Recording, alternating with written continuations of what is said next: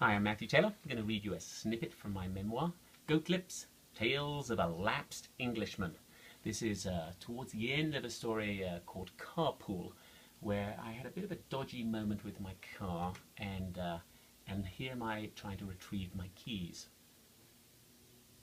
Much refreshed from my break and with dust upon me, I realized it was time for action. I walked back into the pub to let the guys know I was going to head down the street to the phone box to call the police. They were thrilled to hear that the saga continued. After a 2-minute stroll, I found myself standing in front of the telephone box.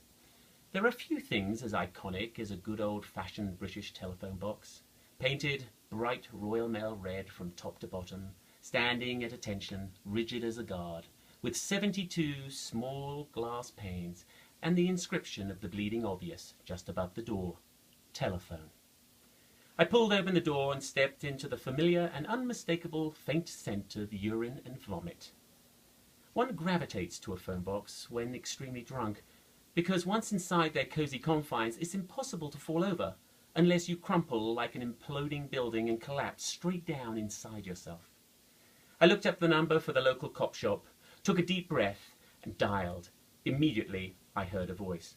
"Bosun Police Station." "Hello," I said cheerily. "I was driving this afternoon and—" I stopped in mid-sentence because someone had opened the door behind me.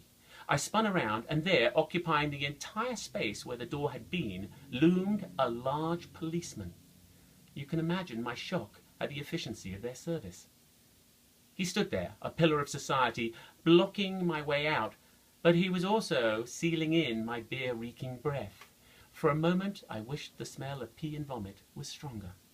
My mother's voice echoed in my head. "Remember, dear, you never have a second chance to make a first impression." I know I was expected to do something, but what? I was still stunned and confused by his timely arrival, so I just sheepishly handed him the phone and said feebly, "It's for you." I stepped out. He stepped in. "Hello," he said quizzically into the phone. Then, a second later, he said, "Oh, George, okay, mate, I'll take it from here. Cheers, then." He hung up. The giant policeman stepped out of the phone box, looked straight at me, and said, "I bet you're looking for your keys." I smiled weakly. "Yes," I said. "Well, I've got good news for you. I have them here. Hop in, I'll run you out to your car." If you'd like to hear a bit more about the story, just go to my website, matthewtaylor.com.